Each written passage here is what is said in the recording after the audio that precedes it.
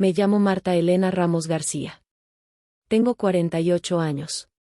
Vivo en un piso pequeño en Madrid, en un edificio de fachadas carcomidas por la lluvia y los recuerdos.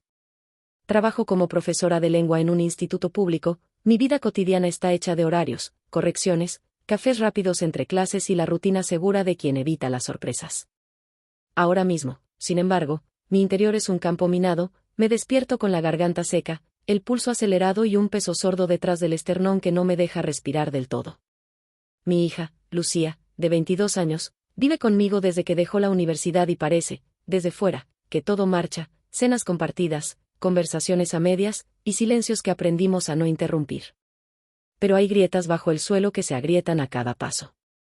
Antes de seguir, si te interesan historias reales que golpean directo al corazón, por favor considera suscribirte. Compartir esto no es fácil para mí, pero tal vez a alguien le haga sentido o le dé valor para nombrar lo que calla. Esa tarde de otoño olía a lluvia y a sopa de lentejas en el bloque entero. La cocina de mi piso olía a cebolla caramelizada y a humedad.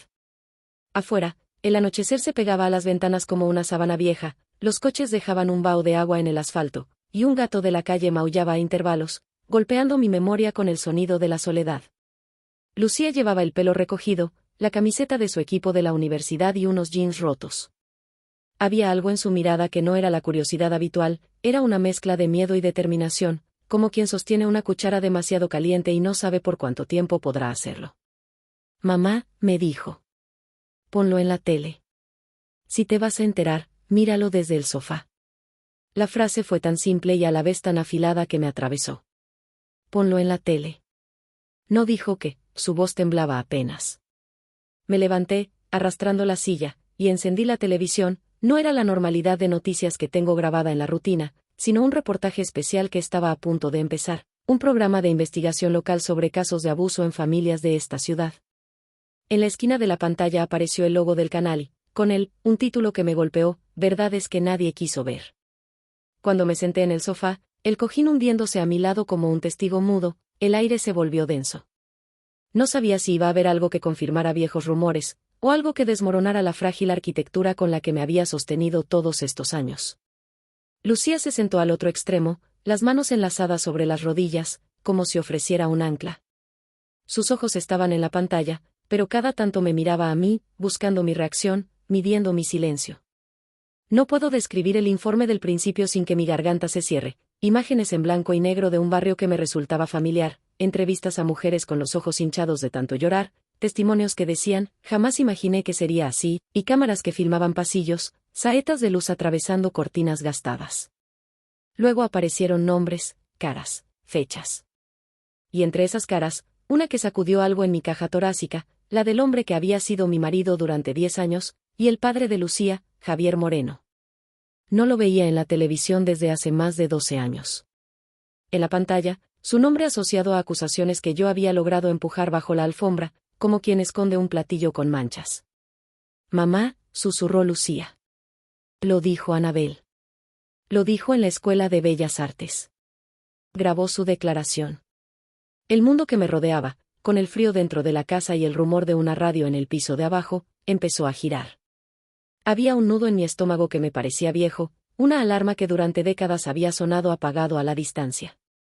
Vi el rostro de Javier en la pantalla, más viejo, más flaco, los ojos hundidos. La reportera nombró fechas, años, lugares, y, poco a poco, un patrón que yo había esquivado como quien evita mirar un espejo roto empezó a completarse en imágenes y voces. Se hablaba de agresiones, de menores, de cartas que jamás llegué a leer, de amenazas veladas. Cada fragmento del reportaje era un clavo en una puerta que me negaba a abrir. Ha sido un proceso largo aprender a disociar, sostener un pedazo de mi vida como si fuera un objeto frágil y ponerlo en una vitrina para no tocarlo. Mi historia con Javier, nuestros 10 años juntos, estaba llena de momentos hermosos y de silencios que se hicieron grilletes, la ciudad en la primavera, las mañanas de sol en la cocina con café, las discusiones que terminaban en risas. También estaba el control sutil, el comentario que desarmaba, la puerta que se cerraba de golpe, las noches en vela preguntándome dónde había fallado. No quiero excusas, quiero nombrar lo que fue real. Y verlo ahí, en la tele, nombrado por otras voces, era como si alguien hubiera prendido una luz en una habitación cerrada hace tiempo. Si esto te está resonando, un like nos ayuda mucho, dijo la voz en la pantalla en un momento absolutamente anacrónico con mi tragedia. Lucía me sostuvo la mano con fuerza, una mano fría y húmeda, y entonces recordé que, de alguna forma, necesitábamos ver eso juntas para que algo cambiara. No era solo información, era una invitación a tomar una decisión. Mi cuerpo respondió antes que mi cabeza. No estaba lista. Ninguna de las dos lo estábamos. Y sin embargo, lo que hice después fue más impulsivo y devastador de lo que hubiera imaginado. No soy una mujer que acostumbre a hacer gestos grandilocuentes. Me considero cautelosa, calculadora, la persona que piensa 3 veces antes de cruzar una calle. Pero aquella noche, con la lluvia repiqueteando y la luz de la tele proyectándose en nuestras caras como un interrogatorio, mi pasado y mi presente chocaron en un punto ciego. Me levanté del sofá sin decir nada, con el corazón martillando en la garganta, y caminé hacia la pequeña estantería donde guardaba cajas con cartas, fotografías y objetos de los años compartidos con Javier. Lucía me miró con los ojos abiertos, sin comprender por completo qué iba a ocurrir. En un movimiento que no pude detener, abrí la primera caja y saqué un sobre amarillo, viejo, con la letra de Javier, promesas, disculpas, palabras suaves que yo había leído cientos de veces. Había una segunda carta, oculta detrás, con un nombre que no esperaba leer. ¿Has alguien más? Siempre fue la pregunta que se quedaba suspendida en el aire entre nosotros. Esa noche, con el reportaje iluminando la sala, la contestación iba a salir de un sobre. Si te está interesando esta historia, no olvides suscribirte si quieres saber cómo continúa. Es extraño pedir eso cuando uno está en el borde de un abismo, pero a veces el apoyo de extraños en la distancia nos da coraje. Sentí que mis manos temblaban, no era solo la adrenalina, era la mezcla de miedo, vergüenza y una especie de furia contenida. Lucía no dijo nada. Pero vi en sus ojos que algo en ella también se fracturó en ese instante, la idea de un padre, la imagen que tenía de su propia historia, empezó a resquebrajarse. La carta tenía una fecha y una dirección. Las palabras eran certeras y frías. No era una carta de amor, era un documento que podía ligar a Javier con cosas que yo había preferido no saber. Y así, con el sobre temblando en mis manos, decidí que haría algo que nunca había contemplado, buscar respuestas fuera de mi silencio. No estaba lista para lo que hice después, y todavía me cuesta admitirlo en voz alta. Cuando cierro los ojos todavía puedo oler aquella casa donde viví con Javier, la mezcla a tabaco de su chaqueta colgada, el aroma a colonia barata en el perchero, y siempre, siempre, el olor a pan tostado por las mañanas. Madrid entonces tenía otra voz, los domingos paseábamos por un mercado que ya no existe, disfrutando de un calor tibio que endurecía las paredes del edificio. Es fácil recordar lo que gustaba de alguien y más difícil nombrar lo que dolía. La memoria selecciona con generosidad los detalles que nos protegen. Yo había ido, durante años, apuntalando recuerdos luminosos para que las sombras no tomaran todo el lugar. Esa misma noche, después de ver el reportaje, me senté a la mesa de la cocina con la carta en la mano. La lluvia había cesado y la ciudad soltaba un olor metálico, a canaletas abiertas y a gasolina de coches que pasan. En la ventana, las luces lejanas de otros hogares me parecían pequeñas hogueras de vidas cuanto menos tan imperfectas como la mía. Lucía estaba en su cuarto, yo oía el zumbido bajo del extractor y el tic-tac del reloj. No quise despertarla. No quería que viera mi cara cuando, de repente, la decisión se me hizo evidente, debía volver al lugar donde había guardado ese silencio. Y frente a mis ojos apareció el teléfono con el número de la madre de Javier, doña Ana, o al menos el número que creía casi borrado de mi agenda emocional. No me di consecuencias, había años de cosas contenidas en esa única acción. Hola, soy Marta, dije cuando escuché una voz al otro lado, una voz que sonaba a agujas movidas por nostalgia. Marta, ¿cuánto tiempo?, respondió ella con una mezcla de sorpresa y una amabilidad que olía a costumbre. ¿Está Javier? No lo he visto en meses. No, dije. No está. Escucha, necesito hablar contigo sobre unos papeles. No es fácil. Hubo un silencio que me pareció eterno. Podía oír la respiración de la mujer, como un teléfono que espera conexión. Me contó, entre confusas frases, que Javier había partido años atrás a un pueblo del sur para cuidar a su madre enferma. Mientras hablábamos, mi mente cruzaba imágenes de hospitales, de camas y de abuelos que se mueren tan lento que parecen borrarse. Pero yo no hablaba solo de aquel viaje, pensé en las direcciones que aparecían en las cartas, en los nombres que se repetían como un eco extraño. Decidí ir a ese pueblo. No sabía qué buscar exactamente, solo necesitaba ver. Al día siguiente, cuando el tren salió de la estación con el silbido clásico y el vaivén de viajeros que llevan consigo historias que no comparten, sentí la cabeza llena de ruidos. Madrid quedó atrás con sus semáforos y su humo. Al avanzar hacia el sur, los campos tomaron su lugar, y un olor a tierra mojada llenó los cristales. Nunca me gustó viajar sola a lugares que me pedían cuentas. En el vagón, miré por la ventana como si las imágenes pudieran darme pistas. Me dio tiempo a recordar las advertencias de amigas, las llamadas que había ignorado pidiendo que no volviera a hablar de ciertas cosas, las noches en que Lucía, pequeña, me despertaba llorando por pesadillas con un hombre a quien nunca veía claro. Durante el trayecto llamé a mi hermano, Andrés. Teníamos una relación tensa desde el divorcio. Él había tomado partido por Javier en su momento, por conveniencia y por cansancio. Respondió con un gesto de falsa comprensión, me dijo que no conocía detalles y que sería mejor dejar el pasado donde estaba. Fue una conversación corta, con frases medidas, como si pisáramos ambas partes de una brecha esperando que no se diera. Al colgar, sentí frustración que se mezclaba con la determinación de no volver atrás. El pueblo resultó ser mucho más pequeño de lo que recordaba. Casitas encaladas, un bar con la puerta entreabierta donde los hombres jugaban a las cartas y una iglesia cuya campana sonó a mi llegada, como si me fuera a juzgar. Pregunté por Javier y la respuesta fue una mezcla de gestos y como, se fue, no vive aquí desde hace años, no sé. Sin embargo, alguien me señaló una casa en las afueras, una vivienda con geranios en la fachada y una luz apagada. Tosé el timbre, la puerta se abrió y apareció una mujer de cabello cano que me miró con sorpresa previa. ¿Sí? Preguntó. Soy Marta, estuve casada con Javier, dije, sin el arnés de las palabras pulidas. Mi voz sonó áspera. Pasa, pasa, murmuró. ¿Vienes por él? Dentro, la casa olía a sopa fría y a productos de limpieza, una radio al fondo emitía un pasodoble. Ella se llamaba Carmen, y en su mirada había una mezcla de compasión y cansancio. Me ofreció té y, entre palabras medidas, me contó que Javier había vivido allí algunos meses cuidando de su madre y que luego se había ido, sin planes claros. Le hablé de las cartas, de los nombres, de la dirección que aparecía, y su cara cambió de pronto, como si una página se hubiera dado vuelta. Me condujo hacia un pequeño cobertizo tras la casa, donde, según dijo, había cosas que la gente dejaba y nadie miraba. Fue en ese cobertizo donde encontré la primera pista tangible. Entre objetos viejos, había una caja de zapatos con fotografías borrosas, recortes de periódico desapegados por el tiempo y una libreta con nombres, fechas y direcciones. Al abrirla, me dio un mareo, nombres de mujeres, notas al margen con palabras cortas como controlar, mentira, pagar. Era como leer el cuaderno de alguien que planifica mentiras. En esa libreta, el nombre de mi hija aparecía, seguido de otra palabra que hizo que mi estómago se contrajera, observada. Observada. La palabra me atravesó. En voz baja, Carmen me contó que había sido testigo de cosas raras, visitas de hombres a la casa a la hora que nadie esperaba, sobres con dinero que se guardaban en el armario de Javier, y la presencia de chicas jóvenes que venían con bolsas grandes y miradas cortas. No dijo, abuso, en un principio.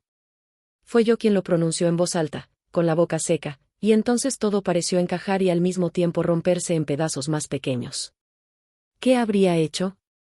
Podría haber llamado a la policía de inmediato.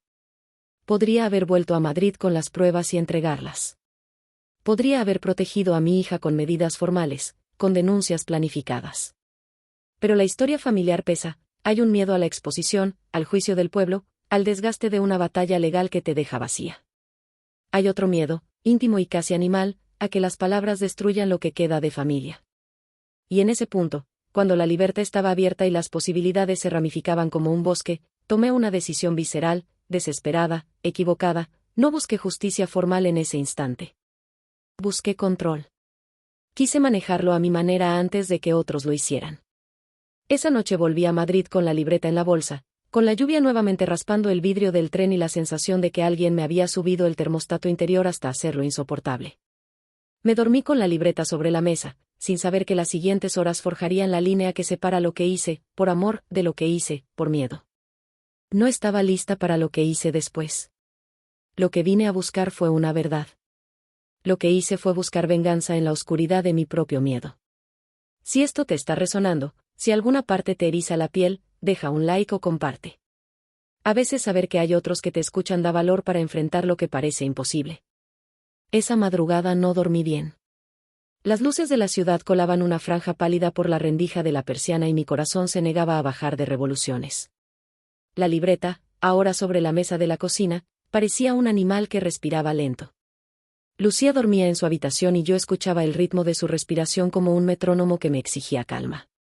En la cocina, la taza de té ya fría, la libreta y mi teléfono formaban una tríada silenciosa. Fue entonces cuando hice algo que hoy miro con dureza: busqué en internet a las mujeres cuyo nombre aparecía en la libreta. Quería confirmar. Quería verificar rostros, fechas, testimonios. Encontré un perfil de una chica, Ana, con fotos en redes sociales de hace 6 años, su rostro adolescente y su risa congelada en un clic. Descubrí mensajes borrados, comentarios en publicaciones antiguas, y un rastro mínimo que apuntaba a la misma dirección que aparecía en la libreta. Mi estómago se anudó. Decidí, sin planearlo, que tenía que hablar con ella. Fue como saltar desde un acantilado con la convicción de que, de algún modo, uno puede volar. La primera llamada fue increíblemente fría. Ana respondió con desconfianza, con la cautela de quien no quiere abrir una herida que aún supura. No dije todo al principio, le dije que tenía preguntas, que conocía un nombre, que en la libreta salía su cara. No quería asustarla, pero la urgencia me hacía atropellar palabras. Con reticencia, aceptó quedar en un parque de Madrid, en un banco donde los abuelos se juntaban a ver pasar las horas. Cuando la vi, mi cuerpo supo que aquello sería distinto a lo que imaginé. Ana no tenía la edad que yo esperaba, estaba más apagada y su mirada, calculadora, me miró con una mezcla de calma y desconfianza. Empezamos a hablar y, poco a poco, ella me entregó fragmentos de su historia que hicieron que la sangre se me helara. Habló de encuentros en pisos prestados, de regalos con condiciones, de silencios donde debía caber el miedo. Dijo la palabra que todas temen pronunciar: violación. Y lo dijo con la voz baja, como quien no quiere convocar más monstruos. Pensaba que era mi culpa, me dijo. No lo fue, respondí. Y al decirlo, algo en mi interior se desmoronó un poco más. Ana me contó de cartas, de promesas rotas, de amenazas veladas cuando intentó salir del círculo. Dijo que no había denunciado por miedo y porque nadie le creyó la primera vez que lo contó. Sus palabras eran pequeñas bombas que detonaban dentro de mí. Y en ese momento, con odio y tristeza mezclándose, me prometí que todo aquello no iba a quedar en la libreta y en una caja de zapatos escondida en un cobertizo. Pero el acto que seguía fue mi propio resbalón moral. Sentí que detenerme a pensar, a planificar una denuncia formal y cuidada, sería una traición a la urgencia de proteger. Quise proteger a Lucía, y pensé que la manera más rápida era exponer a Javier de forma pública e inmediata. Decidí regresar al piso de Javier, al lugar donde pensé que podría encontrar algo más contundente: facturas, pruebas, objetos que ligaran su nombre a las direcciones y a las chicas. No tenía una orden, no tenía derecho legal para entrar si él no estaba venido, tenía, sí, una determinación que se confundía con un deseo de castigo. Llegué a la casa donde me dijeron que vivía. Las persianas estaban cerradas. Golpeé la puerta con furia contenida hasta que alguien abrió. Era una vecina madrugadora con una mirada llena de asombro. Dije que era su exmujer, nadie me creyó a la primera. Entré. No planeé lo que hice después. Busqué, forcé cajones, abrí armarios, revolví cajas, con una ansiedad que me dejaba ciega. Encontré cuentas, recibos, una carpeta con papeles que contenían números de cuentas y algún que otro nombre. En una caja, casi al fondo, apareció algo que no esperaba: una carpeta con fotografías y cartas dirigidas a mujeres, un conjunto de evidencias que podían probar un patrón. Fue en ese instante cuando me transformé, del papel de víctima a la de acusadora en potencia. Mi cuerpo se tensó y sentí un calor que no era solo adrenalina, era la llama del juicio. Saqué todo y lo deposité sobre la mesa como si fuese un veredicto. ¿Qué haces? Oye una voz áspera detrás de mí. Era Javier. No estaba viejo, pero su presencia fue como una ráfaga helada.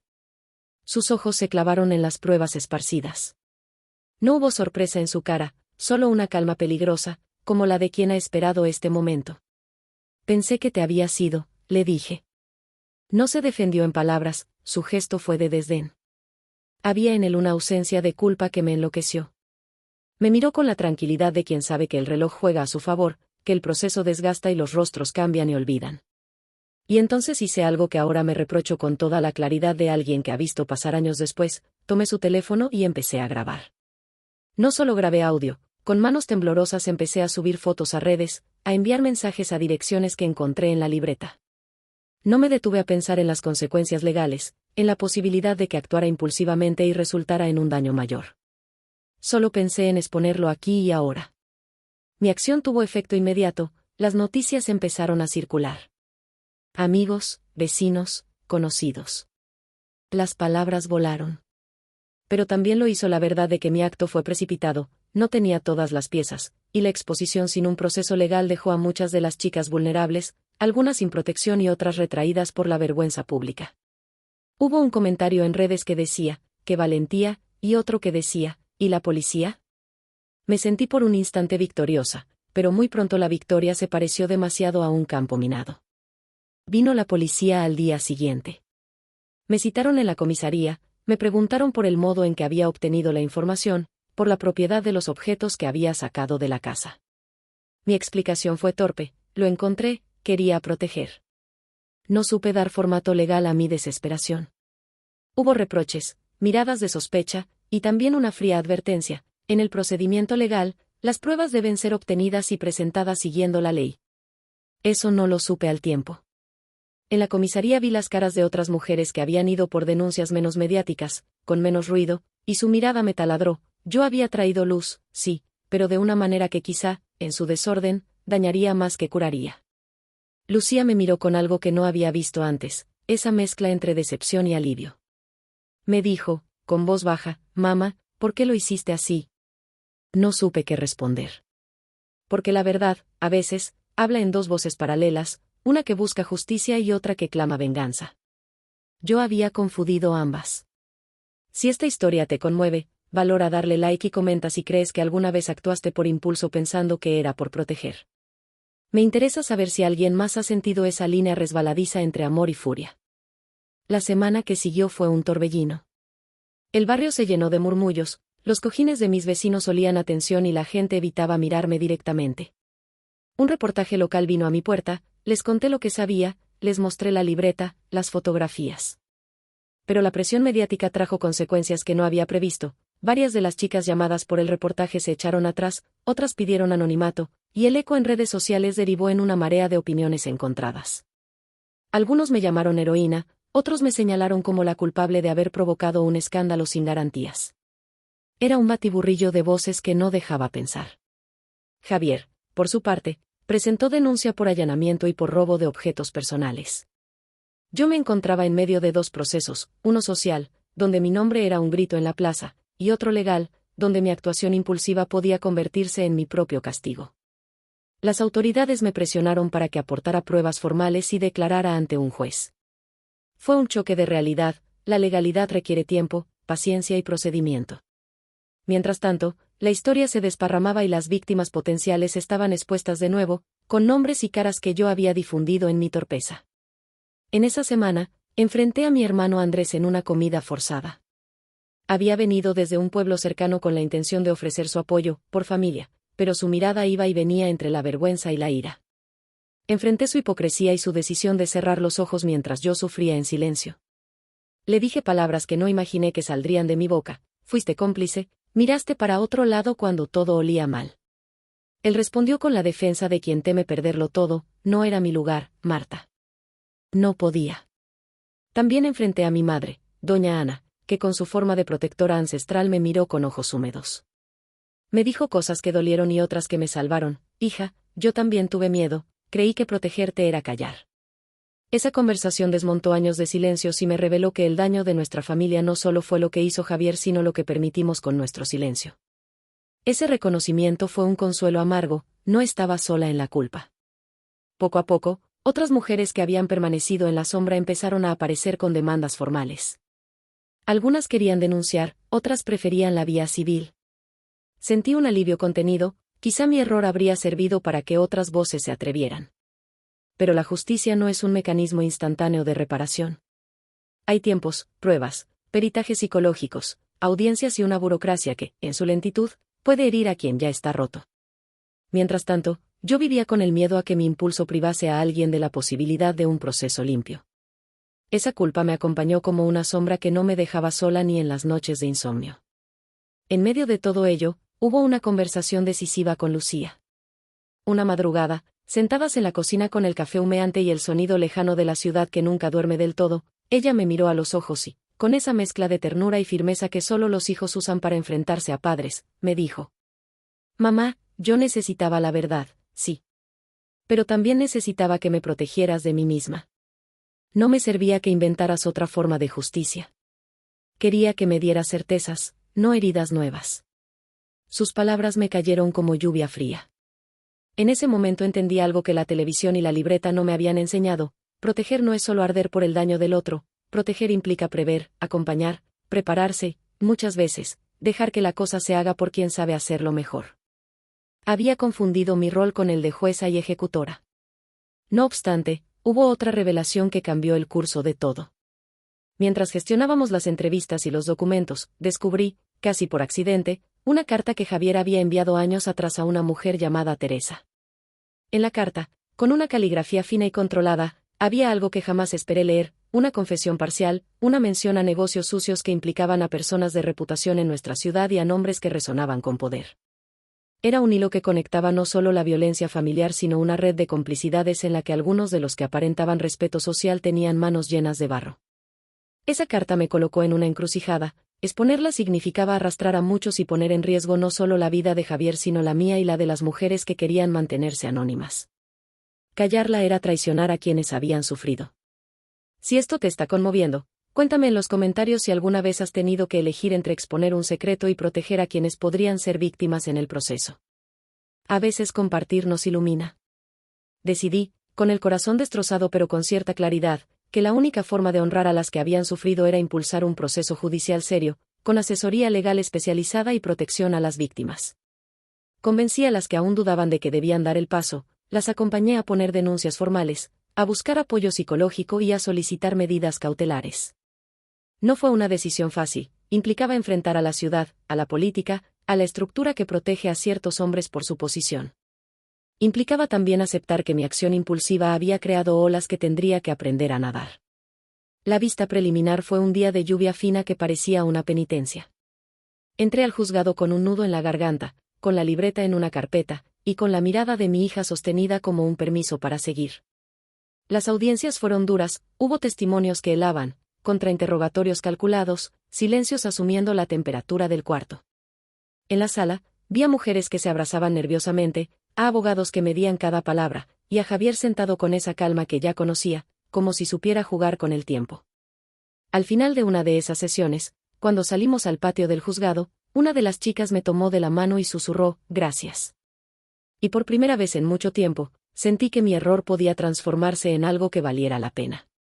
No por la gloria del escándalo, sino porque, de algún modo, habíamos hecho que la verdad circulara en un espacio donde el derecho pudiera tomarla y, quizás, proteger. Los meses que siguieron fueron una mezcla de juicio, reconciliación rota y pequeños milagros. El proceso judicial avanzó tímidamente, hubo imputaciones, declaraciones, un embargo precautorio sobre bienes. Algunas de las mujeres que inicialmente dudaron decidieron continuar, otras retiraron su testimonio y el sistema, con su inercia, dejó pasar oportunidades. Aprendí que la justicia es un animal lento y que, a menudo, la verdad no es suficiente para mover sus engranajes. Aún así, hubieron resultados, se abrió una investigación más amplia sobre las redes y, en paralelo, surgieron iniciativas vecinales para apoyar a las víctimas de violencia en nuestra zona. Mi relación con Andrés se fracturó aún más. Las conversaciones se convirtieron en intercambio de cartas frías y llamadas que terminaban en silencios interminables. Mi madre y yo fuimos reconstruyendo algo parecido a una relación honesta. Dolió admitir que su pasividad había tenido costo. Con Lucía, las cosas se tensaron pero también se hicieron más sinceras. Ella me culpó y me perdonó en distintos momentos. Lo más duro fue ver que, aunque había hecho mucho por exponer, también había herido su sensación de seguridad. Fue necesario pedir perdón muchas veces, pedir perdón por haber tomado decisiones impulsivas, por abrir puertas sin tener certeza, por arrastrarla en un huracán que también la golpeó. En el trabajo, las cosas no fueron sencillas. Algunos padres de alumnas me miraron distinto, otros me apoyaron con mensajes discretos. La escuela organizó charlas sobre prevención y apoyo a víctimas, y me pidieron participar. Dije que sí, porque entendí que, de mi carne expuesta, podían surgir lecciones útiles.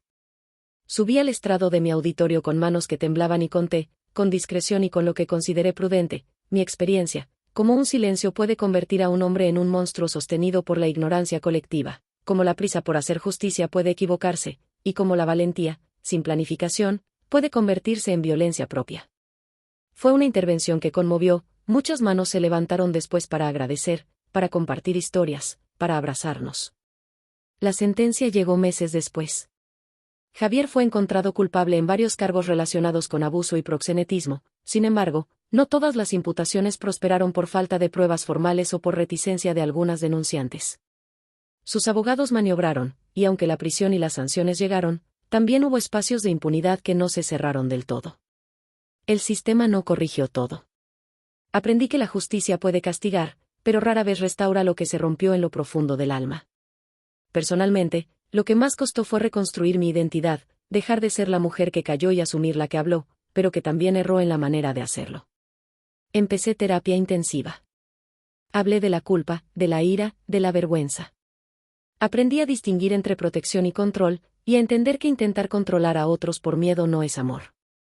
Empecé a escribir cartas que no envié, a deshacer cajas y enterrar cosas simbólicas para poder seguir adelante. Lucía y yo fuimos a terapia juntas en algunos momentos, hubo lágrimas, pero también pequeños avances. Podíamos hablar abiertamente de su padre sin que el silencio se tragara la conversación. Con el tiempo, el ruido mediático se apaciguó. La ciudad siguió con su ritmo, el olor de la panadería de mi calle volvió a tener una presencia cotidiana, los domingos volví a salir a pasear con Lucía y a veces reímos por cosas tontas. Aprendí a tolerar la calma. No todo se arregló, hay noches que el sueño me abandona y me despierto pensando en las chicas que aún no se atreven a hablar. A veces me pregunto si hubo otra forma de hacer las cosas. La respuesta no es única, hubo decisiones que salvaron y decisiones que hirieron. El aprendizaje fue en la ecuación completa. No existe una forma perfecta de enfrentarse al mal cuando está en quien menos esperas, solo existe la posibilidad de reconocer errores, reparar en la medida de lo posible y trabajar para que otros no repitan lo mismo. La lección que me llevo y que quiero dejarte, porque esto es algo que me pidió la vida, la verdad es necesaria, pero no suficiente. La justicia requiere paciencia, apoyo profesional y protocolos que protejan a quienes sufren. La prisa por la venganza puede convertirse en otro tipo de violencia. Y sin embargo, el silencio también es una violencia prolongada. Nuestra responsabilidad es encontrar caminos que combinen valentía y método, acompañamiento y prudencia. Perdonarme a mí misma fue un proceso largo, entender que mis acciones, aunque motivadas por amor, fueron imperfectas, me permitió crecer. Y ese crecimiento fue posible gracias al apoyo de algunas mujeres, de profesionales y del mismo tiempo que cura en partes. Si esta historia te tocó, por favor comparte o deja un comentario. Si alguna vez estuviste en el borde entre exponer y proteger, escribe. Estoy leyendo todo y me importa saber. No olvides suscribirte si quieres escuchar más historias reales y difíciles, contadas con honestidad. Al final, lo que más valoro ahora es la claridad y la proximidad con mi hija. Nos miramos con menos miedo. A veces, en la cocina, cuando el café humea y afuera llueve, me dice, mamá, aprendimos juntas. Y esa frase pequeña contiene la grandeza de todo lo que fue y lo que queda por hacer. No estaba lista para lo que hice después de sentarme en el sofá aquella noche y ver la televisión con Lucía. Nadie lo está. Pero la vida nos obliga a aprender a andar con las manos heridas. Y caminamos.